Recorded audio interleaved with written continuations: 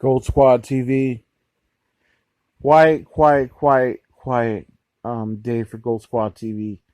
Um, I'll explain why in another video, but I kind of want to get to this, man, because I was reading an article, the Celtics article, and I see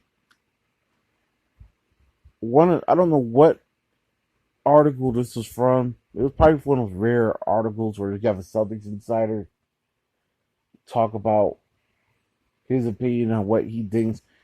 And he's basically saying he feels that the organization's already regretting letting Gordon Hayward, Brad Wanamaker, and Enes Kanter go in free agency and regretting the free agent signings that we had, which is Tristan Thompson and Jeff Teague.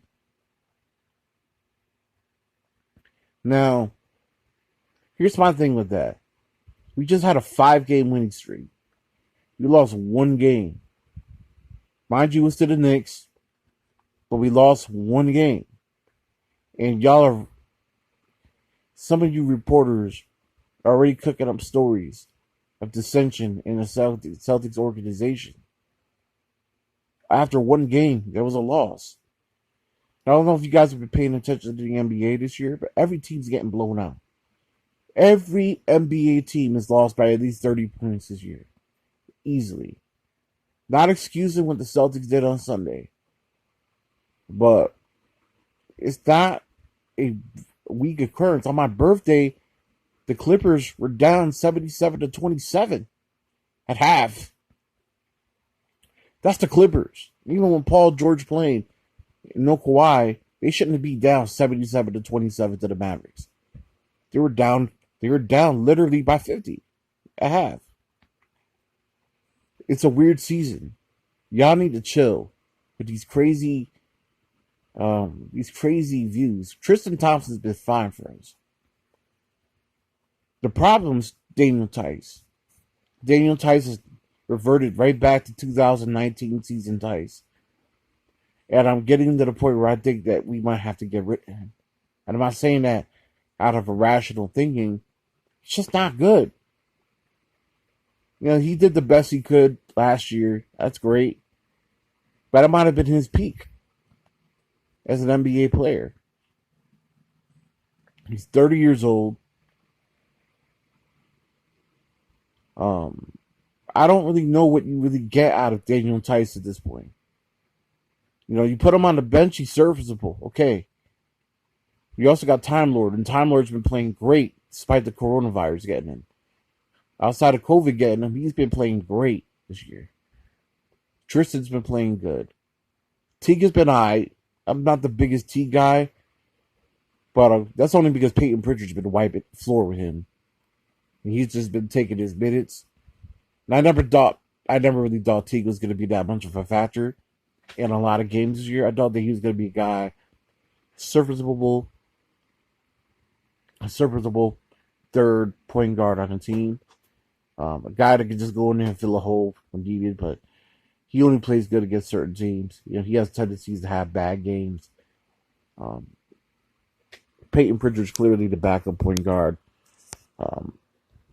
Smart is like a combo guard, so I don't really consider him a backup point guard. I think he's really more a combo guy.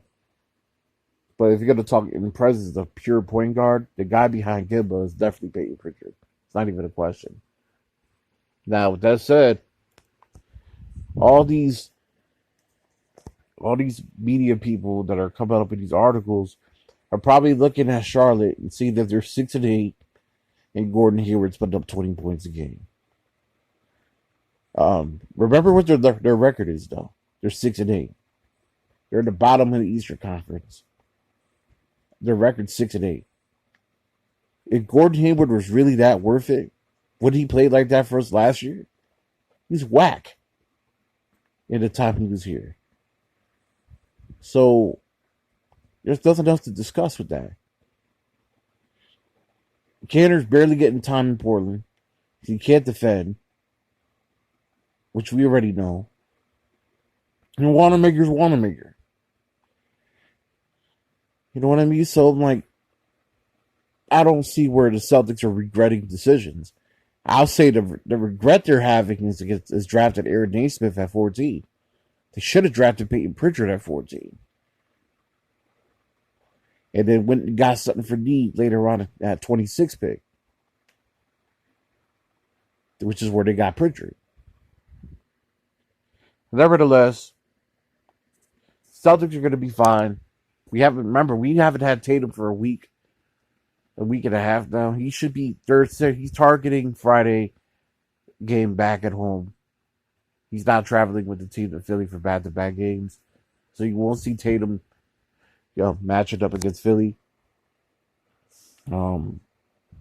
Nevertheless, it's going to be a hard 2 games. I think we need to get at least one of those 2.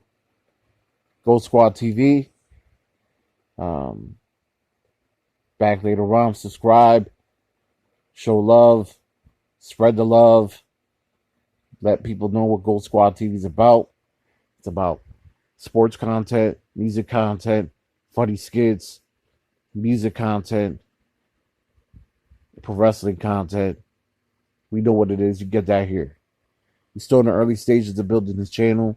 So a lot of you guys get kind of salty with the fact there's a lot of blank screen and a lot of talking. I call it narrating. Listen, I'm not in the technology phase to where I could go and expand this channel quite yet to where I want it to be. You guys are going to just have to bear with me. But I am building it. I'm building this from the ground up. So you guys got to appreciate the grind. You know what I mean? You don't really have to do this. But I'm doing this because I love it. It's something I love to do. And ultimately want to make this my career. Gold Squad TV, salute.